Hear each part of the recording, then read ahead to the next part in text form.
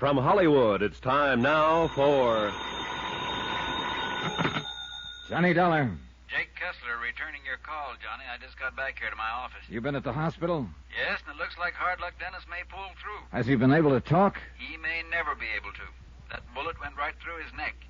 Anyhow, he's still unconscious. He's the key to the whole case, Jake, so phone me here as soon as he can be talked to. Meantime? Meantime, I'm going to try to snag me some of these Lake Mojave bass. Lucky dog.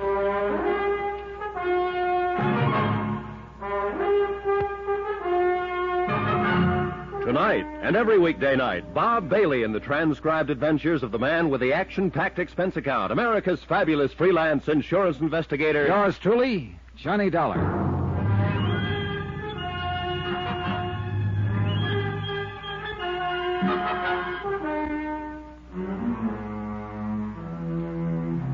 From Special Investigator Johnny Dollar, location Catherine Wash on the Colorado River, to the Greater Southwest Insurance and Liability Company, Kingman, Arizona office. Following is a report of expenses incurred during my investigation of the Midas touch matter. Item 8, $6.20 gas for the rental car that I drove down here to the Lake Mojave Resort in the Colorado River just above Davis Dam. And what a place. Modern, comfortable cabin within spitting distance of the lake itself.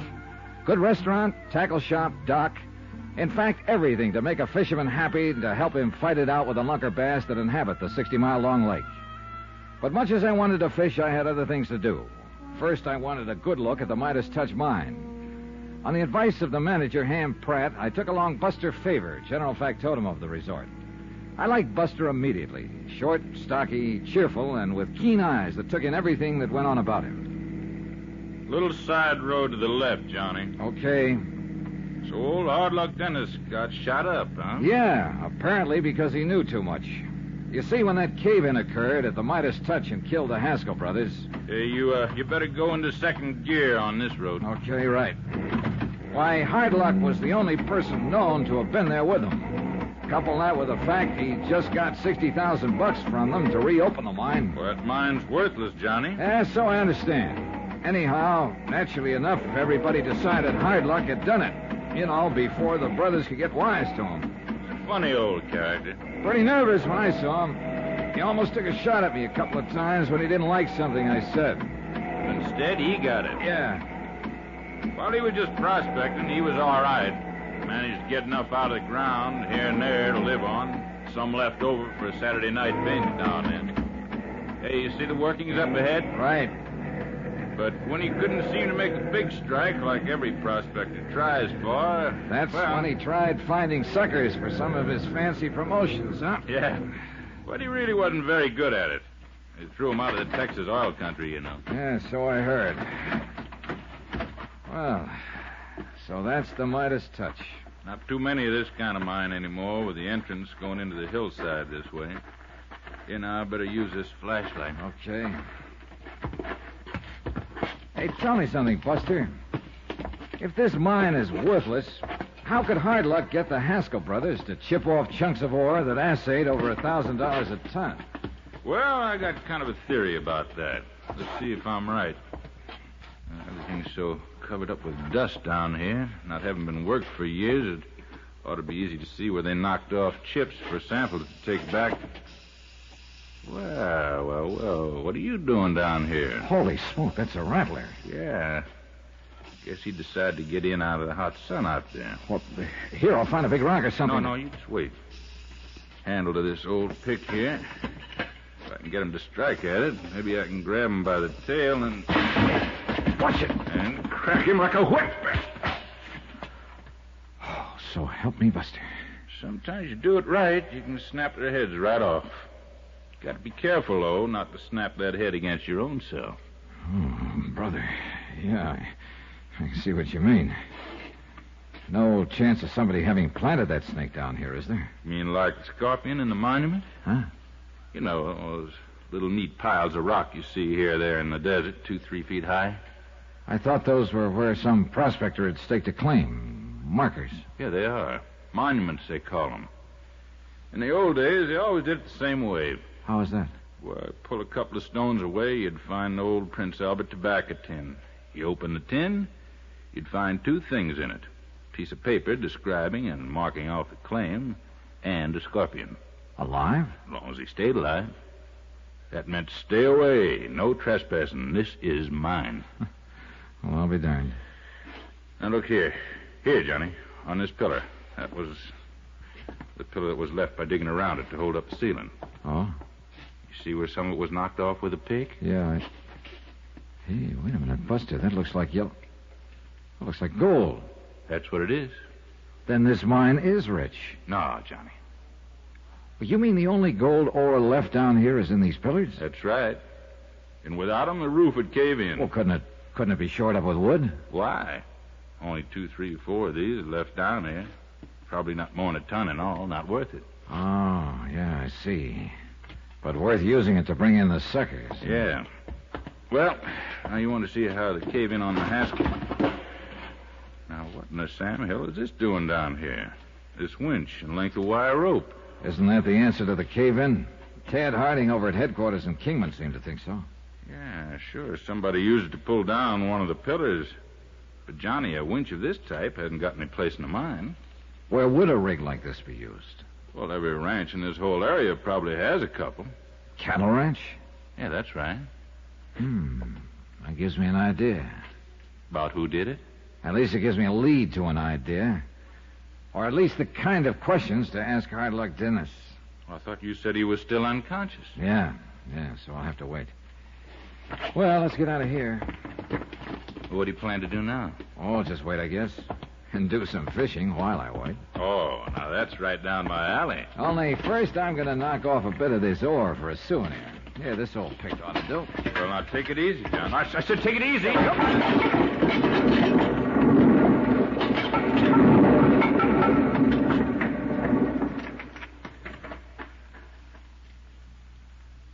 Now, Johnny, you should know him better than that. Here, let me help you out of that pile of rubble. My face was pretty red as we drove back to Lake Mojave. Only once did Buster mention the fool thing I'd done. Yes, sir. If you'd banged away at one of the pillars further in the shaft, we'd have been in real trouble. Probably ended up like the Haskell brothers. And I suppose instead of planning on going fishing, I should have been cooking up some new angle of attack on this case. But after all, I had been promised fishing time on this trip. And until Hard Luck Dennis could recover enough to talk... I got the boat all ready and waiting for us, Johnny, with a 30-horse Johnson outboard on it. Oh, boy, I can't wait. And I'll take you to spots I know where you can pull out the biggest fightingest bass you ever saw. Oh, Buster, you son of a gun, you're tempting me with something I can't resist. I'll even loan you my bottle of Fast Strike. Fast Strike? Yeah, lure oil. Little dab of that on your bait'll guarantee you fish. That's for me. You sure you wouldn't rather just sit and try to figure out some new lead on this insurance case? You want my answer? Here.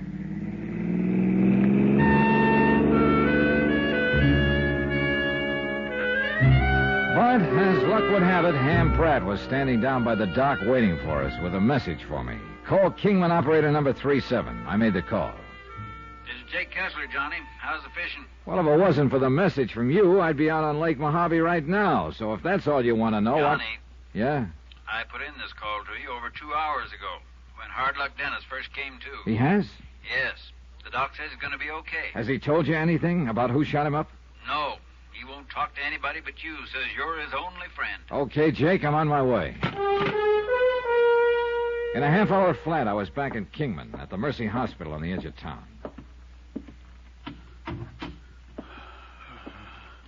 Hello, Hard Luck. Johnny Dollar. That's right. Glad you came. Only one I trust.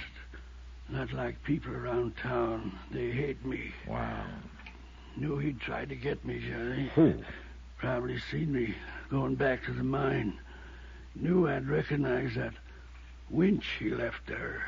The winch that was used to pull down the mine pillar caused the cave-in? That's right. A lot of winches like that on the ranches. But only Alex. Only he used that particular make. Royal Standard. Alex who, Hard Luck? Bundy. Alex Bundy. Alex Bundy. Foreman at the Haskell's ranch? The Too Lazy Two? Yes, Alex. But why? In love. Kevin Haskell's wife, Dora. Okay. Will you tell the police, the court, all this when the time comes? If you say so. If I live... Oh, you'll live all right. The doctor says you're going to be fine. You're going to be okay. Now, is there anything you want? Anything I can have sent up here to make you more comfortable? No, thanks, Johnny. Just come and see me, will you? Sure. Thanks. I guess you're the only real friend I have. Just why he felt that way, I don't know. Perhaps it was because he needed a friend. I decided I'd better let Jake Kessler in on what I'd learned and incidentally ask him for directions to the 2 Lazy Twos, so I drove on over to his little second-floor office on East Palm Drive. Alex Bundy, huh? Yeah, that's what Hardluck says. And with his testimony to back me up when I find Alex, we'll have a case, a good case. Which means, by the way, that your company won't have to pay off an additional $1.5 million for double... What's the matter? Shh, wait a minute. Yeah, Jake, I'm going on over and do a bit of fishing in Lake Mojave. What under the sun? Buster Favor promises to get me a limit of the finest bass you... What is it, Johnny? What are you doing? Somebody was outside that door listening to us, I'm sure of it. Well, who? Here, look, there he is, going down the street. Recognize him, Jake? Where, Johnny? Where? It's too late. He got around the corner. But if it's who I think it is, yeah, he must have heard all that was said in here. Alex Bundy, huh? What's your guess? I've been thinking, Johnny. Yeah? Old Hardluck Dennis has been the key to this whole case right from the first. He still is, more than ever after what he told me. All right, then. Excuse me. Jake Kessler speaking. Oh, hello, Chief. I was just... Huh? What? Oh. What's the matter, Jake? What's the matter? You look like you've seen a ghost. I was Tad Harding at headquarters. The fire escape outside the room at the hospital. Huh? Somebody climbed up the fire escape, used a bailing hook. Oh. Yeah. He's dead now.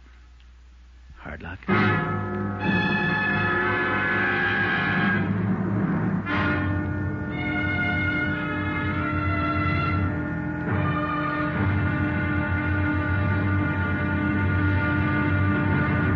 Now, here's our star to tell you about tomorrow's intriguing episode of this week's story. Tomorrow, the case is closed. And then it suddenly reopens with a bang from a .30-06 rifle. Join us, won't you? Yours truly, Johnny Dollar.